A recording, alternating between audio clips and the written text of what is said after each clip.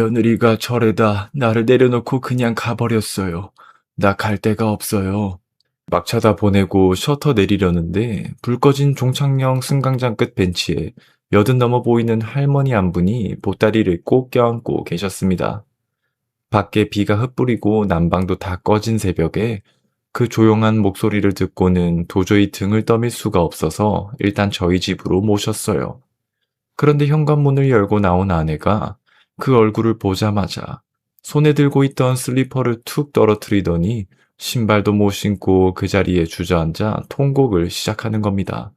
복도가 다 울리도록요. 저는 그냥 갈 데 없는 어르신 하룻밤 재워드리려던 것뿐이었는데 제 아내는 대체 이분이 누구이길래 그렇게 무너져 내렸던 걸까요? 사연 시작하겠습니다.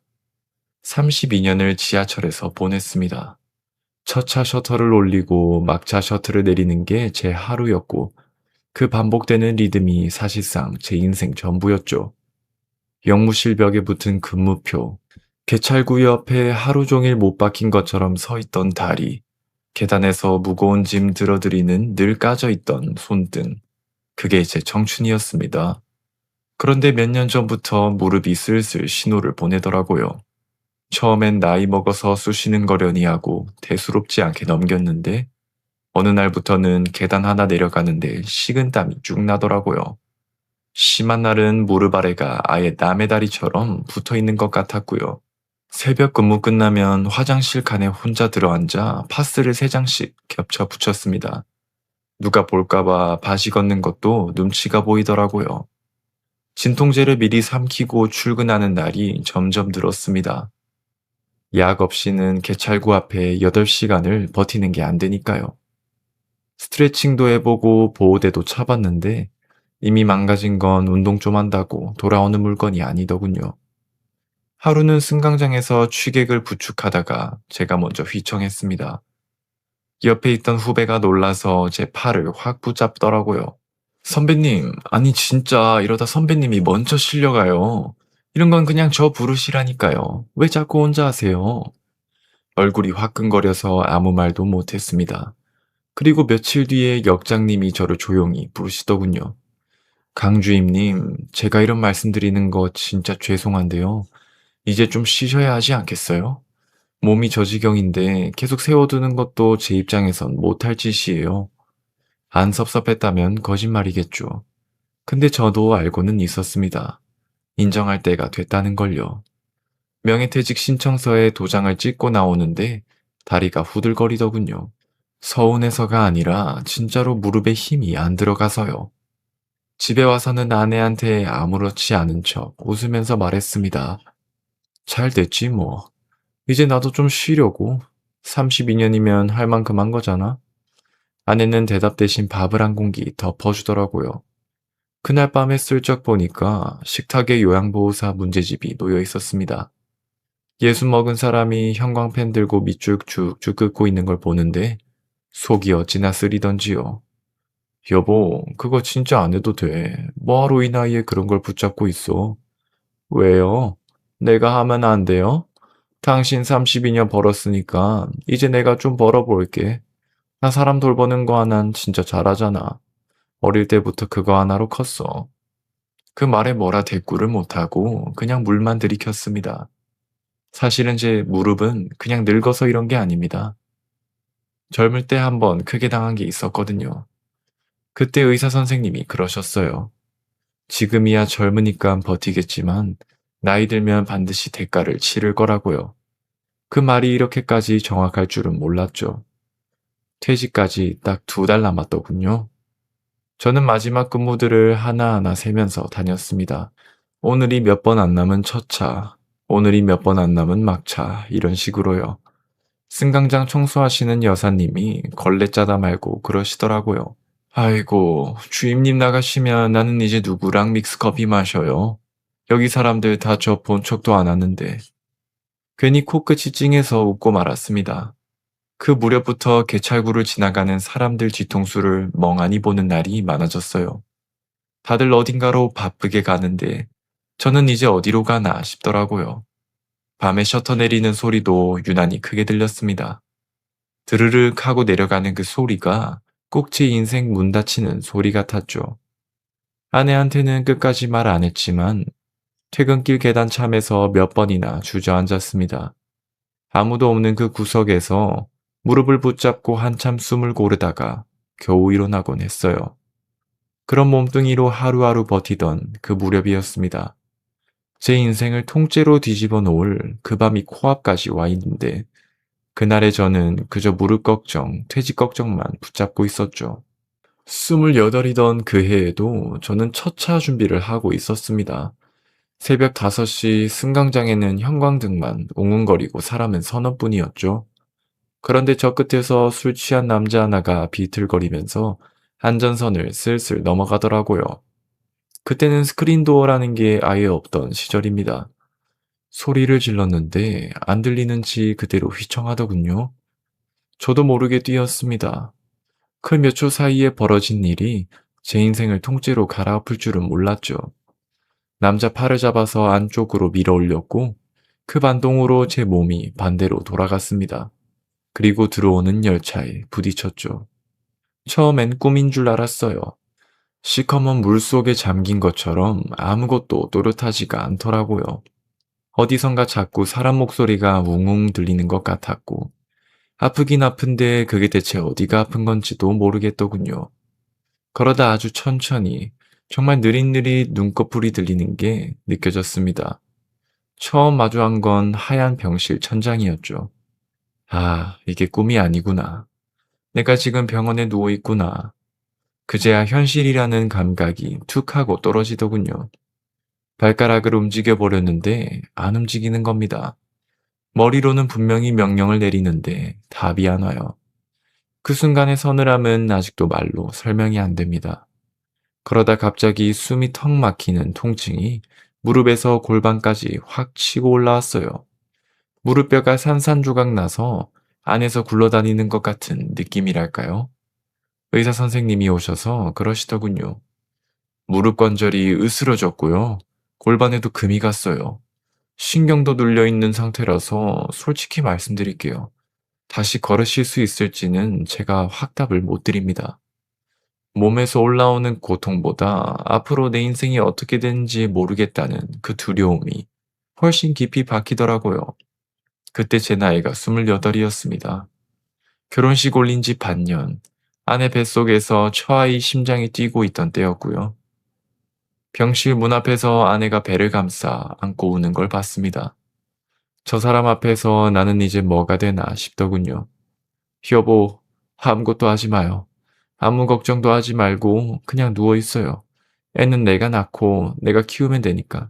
당신은 그냥 살아만 있어요. 응? 그 말이 위로가 아니라 칼처럼 박히더라고요. 재활병원 첫날 간호사분이 저를 일으켜 세우려다 실패했습니다. 저는 그대로 침대에 털썩 주저앉았고요. 그 순간에 제가 사람이 아니라 짐짝 같더군요. 무기력하고 창피하고 무엇보다 저만 바라보고 있는 아내 얼굴을 도저히 못 보겠더라고요. 재활은 상상 이상이었습니다. 다리 근육이 다 빠져서 젓가락처럼 가늘어졌고 치료사분이 무릎을 굽힐 때마다 뼈가 비명을 지르는 것 같았어요. 환자분, 여기서 소리 지르셔도 돼요. 참으면 나중에 더 굳어요.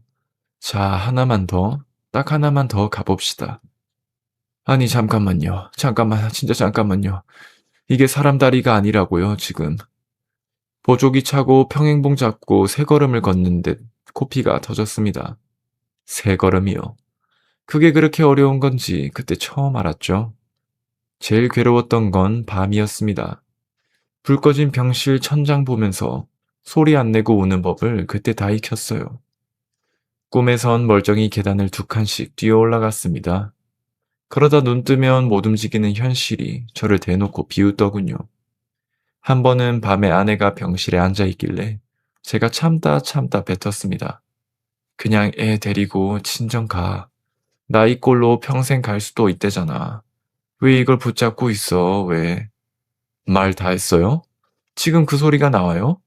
나는 당신이랑 살려고 결혼한 거지. 당신 다리랑 결혼했어요? 한 번만 더 그딴 소리 하면 진짜, 나 진짜 화낼 거예요. 그러고는 제 손을 붙잡고 어깨를 들썩이면서 우는데 저도 같이 울었습니다. 그래도 못 났습니다. 뱃속의 아이, 제 손 붙잡고 흐느끼던 아내, 그리고 다시 개찰구 앞에 서고 싶다는 마음, 딱 이 세 개로 버텼어요. 몇 년이 걸려서 저는 휠체어에서 제 힘으로 일어섰고, 결국 복직까지 했습니다. 첫 출근 날에 개찰구 앞에 서서 사람들 지나가는 걸 가만히 보는데, 그게 저한테 넌 아직 살아있다고 말해주는 것 같더라고요. 그래서 그 자리를 32년이나 못 났던 겁니다. 그렇게 몸이 다 망가지고도 왜 그 역을 못 떠났냐고요? 사실 어릴 때부터 그게 제 꿈이었거든요. 저는 보육원 출신입니다. 저를 낳은 사람들이 태어난 지 얼마 안 된 저를 두고 갔더군요. 기록에는 돌 무렵 입소한 걸로 적혀 있었습니다. 어릴 때 들어간 애들은 입양도 잘 된다던데 저는 아니었어요. 파양돼서 되돌아오는 애들도 있었는데 저는 나갔다 돌아오는 그런 것조차 없었고요. 저한테는 보육원이 집이었고 그 안에 있는 사람들이 가족이었습니다. 근데 그 집도 그 가족도 저를 딱히 안아주진 않았어요. 거긴 정이 오가는 데가 아니라 그냥 하루하루 버티는 데였죠. 어릴 땐 그게 왜 그런지도 몰랐습니다. 기도할 땐 우리 다 사랑받으려고 태어난 귀한 애들이라고 하시면서 왜 어떤 애만 예쁨 받고 어떤 애는 늘 혼나는지 도무지 이해가 안 되더군요. 한 번은 마당에 굴러다니던 축구공을 발로 툭 찼는데 선생님이 달려와서 손등을 찰싹 때리시더라고요. 야, 이거 네 거야? 후원자분이 저 방 애들 주라고 사오신 건데 네가 왜 함부로 발로 차? 남의 물건 손대지 말라고 몇 번을 말해? 그때부터였습니다. 아, 나는 사랑받을 자격이 없는 애구나. 그 생각이 머리에 콱 박힌 게요. 밤마다 이불 속에서 손으로 입을 틀어막고 울었습니다. 들키면 귀찮게 군다고 불 꺼진 방에 혼자 세워두셨거든요.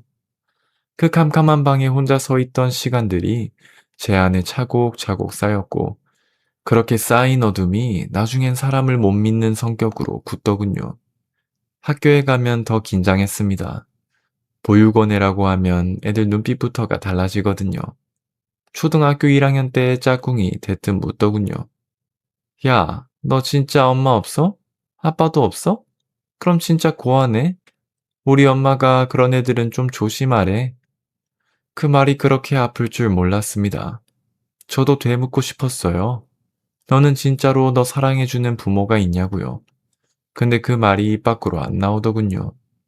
그 뒤로는 거짓말을 하기 시작했습니다. 우리 엄마는 외국 나가 있고 아빠는 지방에서 일해서 내가 잠깐 맡겨진 거라고요. 물론 오래 못 가서 다 들통났지만요. 명절이랑 크리스마스가 제일 싫었습니다. 진짜 사정이 있어서 맡겨진 애들은 그날 부모 손잡고 외출을 나갔거든요. 남은 애들은 예쁘게 차려입고 나가는 애들 뒷모습을 마당에 서서 봤습니다. 그때 알았어요. 나를 기다려주는 사람이 있다는 것 자체가 아무나 못 가지는 특권이구나 하고요. 중학생쯤 되니까 마음에 미리 거리를 두는 법을 배웠습니다. 울지 말자, 기대지 말자, 그냥 혼자 살아남자. 매일 그렇게 되뇌었죠. 근데 그런 저한테도 꿈이 딱 하나 있었습니다. 지하철역에서 일하는 거요. 왜냐고요? 지하철은 사람을 어딘가로 데려다 주잖아요. 갈 데가 없던 저한테 그건 희망처럼 보이더라고요. 남을 목적지로 보내주는 일을 하다 보면 언젠간 나도 어딘가에 도착할 수 있지 않을까 그런 생각을 했습니다. 솔직히 말하면 그 많은 사람들 중에 혹시 나를 알아보는 사람이 하나쯤은 있지 않을까 하는 마음도 있었고요. 참 유치하죠. 그렇게 붙잡고 살아온 자리를 이제 한 달 뒤면 내려놔야 했습니다. 그날도 저는 괜히 아쉬운 마음으로 막차를 보내고 있었어요. 종착역이라 막차 들어오면 사람들 다 내리고 승강장이 순식간에 텅 비거든요. 조명을 반쯤 꺼놓고 벤치에 앉아서 무릎을 주무르는데 저 끝에서 뭔가 인기척이 나더군요. 처음엔 취객이 자고 있나 싶었습니다. 그런 사람 하루에도 몇 명씩 깨워서 내보내는 게 제 일이었으니까요. 그런데 절뚝거리면서 다가가 보니까 누가 봐도 연세가 아주 많으신 할머니 한 분이 보따리를 두 팔로 꼭 껴안고 웅크리고 앉아 계신 겁니다. 처음엔 그냥 주무시는 줄 알고 조심스럽게 말을 걸었습니다. 어르신, 어르신 열차 다 끊겼어요. 이제 나가셔야 해요. 여기서 주무시면 안 돼요. 천천히 고개를 드시는데 세상 피로를 다 얹어놓은 얼굴이시더군요. 눈가는 젖어 있고 품에 안은 보따리는 축 늘어져서 무거워 보였고요. 한참 저를 보시더니 그러시는 겁니다. 며느리가 절에다 나를 내려놓고 그냥 가버렸어요. 나 갈 데가 없어요. 목소리에 떨림도 원망도 없더라고요. 그냥 조용했습니다. 아플 만큼 아파서 무뎌진 사람 목소리요. 심장이 철렁 내려앉았어요. 어디서 들어본 것 같은 얘기 같기도 하고 도무지 믿기지가 않기도 하고요. 제가 옆에 조심스럽게 앉으니까 저를 가만히 보시더니 다시 말씀하시더군요. 영무원 양반, 오늘 밤만 어디 몸둘 데가 없을까요? 내가 이 밤에 어디로 가야 하는지를 모르겠어요. 순간 눈물이 날 뻔했습니다. 저도 딱 한 달 뒤면 이 자리에서 밀려나는 사람이라 그런가 남 얘기로 안 들리더라고요. 밖엔 비가 흩뿌리고 있었고 역사 난방도 이미 다 꺼진 뒤였습니다. 나가시라고 등을 떠미는 건 도저히 못하겠더군요. 결국 그날 밤 저는 그분을 저희 집으로 모셨습니다. 지하철 타는 사람은 다 어디든 목적지가 있는데 그분만 아무데도 갈 데가 없었으니까요. 택시 잡아서 집 앞에 도착하고 나서야 정신이 번쩍 들더군요. 아, 아내한테 말을 안 했네. 예전에 회식하고 동료들 우르르 몰고 갈 때마다 아내가 그랬거든요. 손님 모셔오는 건 얼마든지 좋은데 미리 좀 말해줘요. 나도 준비할 시간이 있어야지. 이러면 살림 다 들키잖아요. 그래도 마음은 편했습니다. 제가 아는 제 아내라면 이런 어르신 모셔왔다고 뭐라 할 사람이 절대 아니거든요. 우리 집사람은 인심이 참 좋아요. 갑자기 몰려든 동료들 밥상도 없는 반찬 다 꺼내서 성의껏 차려주는 사람이고요. 어릴 때 누구든 품는 사람이 되라고 배웠다고 하더라고요. 아내는 산동네의 무료 공부방에서 컸습니다. 12살에 할머니가 돌아가시고 친척들한테 이리저리 떠밀리던 애를 그 공부방 선생님이 걷어주셨대요. 아이들은 그분을 선생엄마라고 불렀답니다. 저녁마다 밥해 먹이고 겨울엔 연탄 아껴가며 방 데워주고 옷은 얻어다 기워 입히셨다고요. 아내는 그 공부방 애들이랑 아직도 친척처럼 지냅니다. 저랑은 참 다르죠. 저는 제 보육원 애들 얼굴도 이제 거의 기억이 안 나거든요. 그런데 그 선생님이 아내가 저를 만나기 얼마 전에 캐나다 아들네로 가셨답니다. 떠나시던 날 다들 모여서 엉엉 울었대요. 이제 우리 아들도 좀 돌봐줘야 할 것 같아. 내가 평생 걔를 엄마 곁만 맴돌게 한 것 같아서 미안하거든. 너희는 이제 다 어른이니까 서로 의지하면서 살아라. 그 뒤로 연락이 뚝 끊겼답니다. 남겨주신 번호로 아무리 소식을 넣어도 답이 없더래요. 언젠가 아내가 그러더군요. 선생님 아들이 우리를 진짜 싫어했거든요.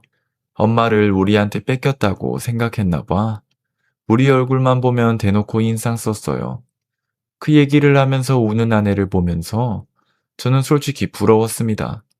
같은 처지인 줄 알았는데 사랑받고 자란 사람은 저랑 결이 다르더라고요. 그날도 아내는 늦게까지 문제집을 붙들고 있었나 봅니다. 제가 현관 비밀번호를 누르니까 슬리퍼 끌고 나오면서 그러더군요. 왔어요? 오늘 왜 이렇게 늦었어? 무릎은 좀 어땠어요? 오늘은 그래도 좀 괜찮았어. 근데 여보, 밥 좀 차려줘. 손님 계셔. 오늘 여기서 주무시고 가실 거야. 아, 진짜 미리 좀 말해주지. 그럼 더 잘 차려놨지. 누구 오셨는데요? 그러면서 제 뒤를 쓱 보더라고요. 저는 옆으로 물러서면서 할머니를 소개했습니다. 갈 데 없으신 어르신이라고. 하룻밤만 모시자고. 내일 날 밝으면 동사무소라도 모시고 가보겠다고요.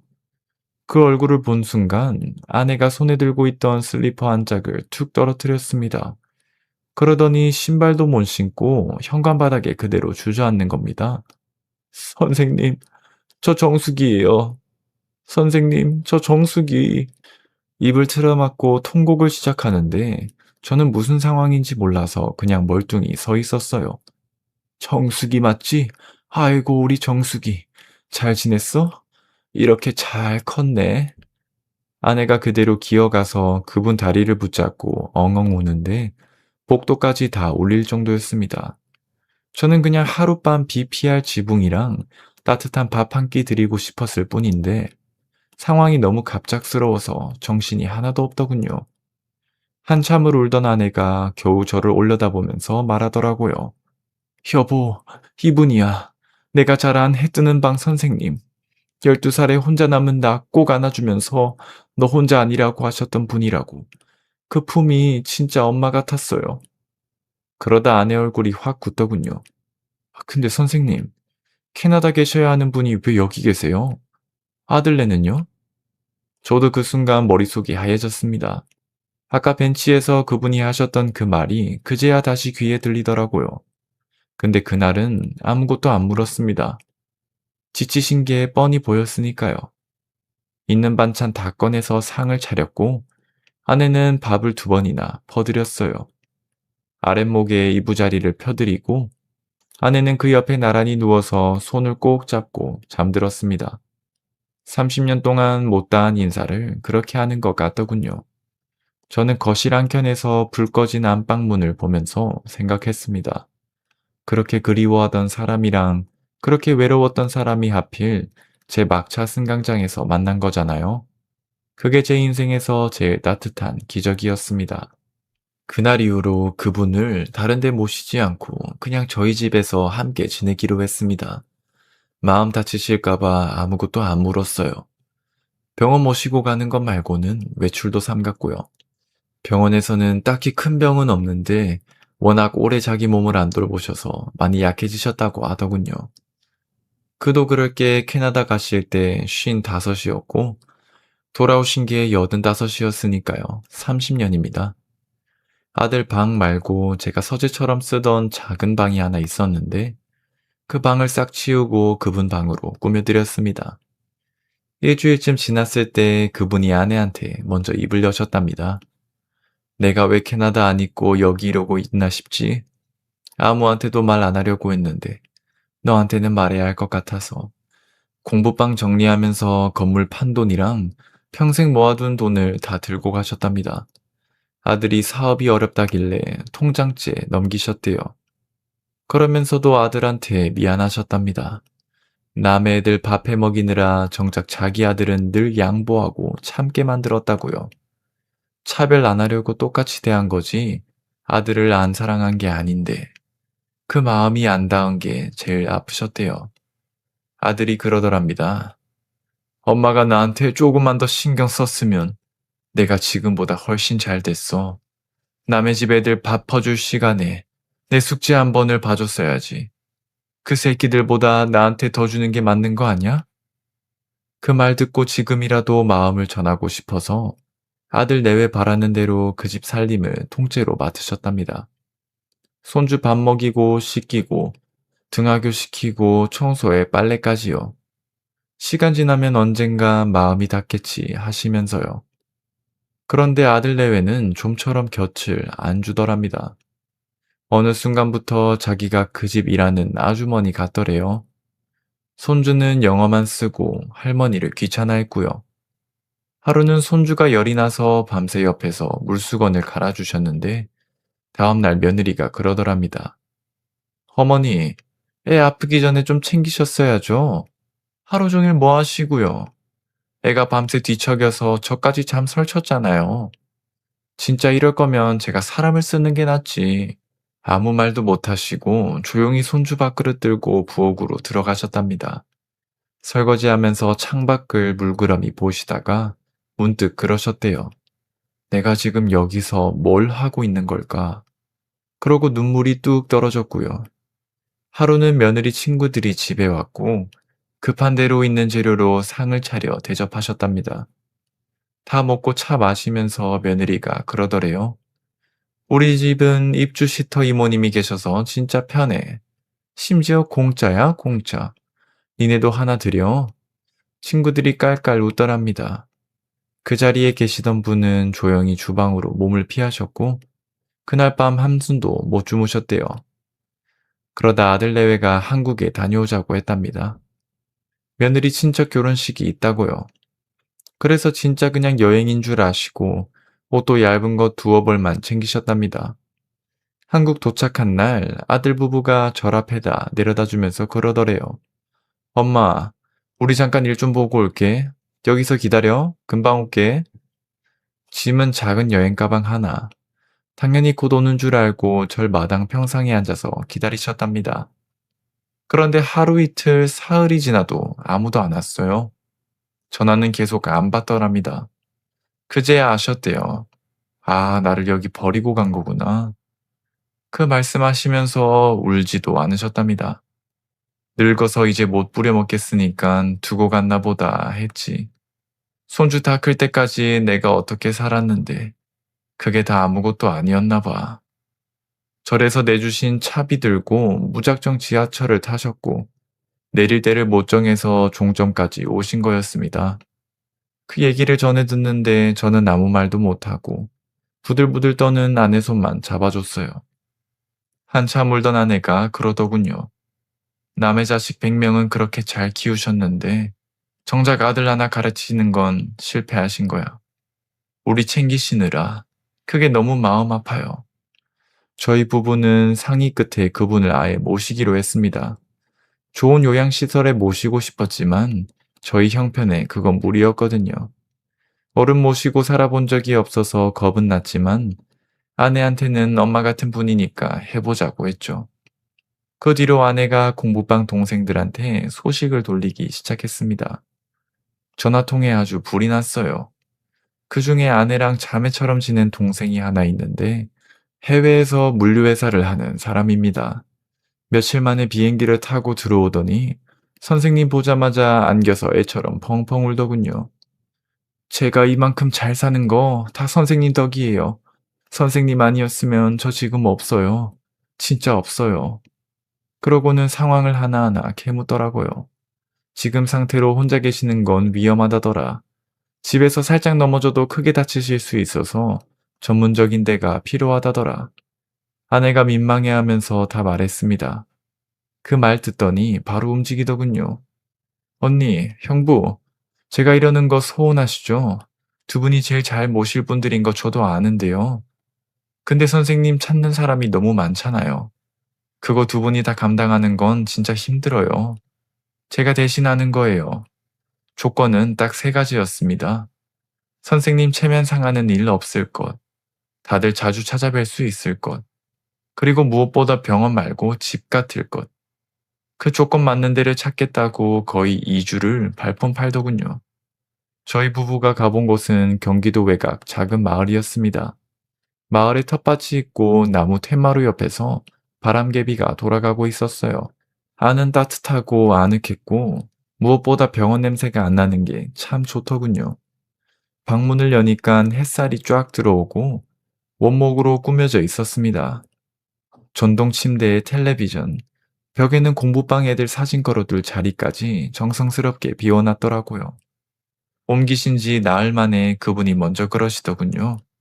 여기 참 좋다. 병원이 아니고 꼭 집 같아. 내가 무슨 복이 있어서 이런 데서 너희 얼굴을 보며 사나 몰라. 그 한마디에 아내도 그 동생도 눈시울이 뜨거워졌죠. 그 동생은 매일 아침 영상통화로 안부를 여쭙고 한 달에 한 번은 꼭 들어옵니다. 저희 부부도 거리가 가까우니 수시로 들렀고요.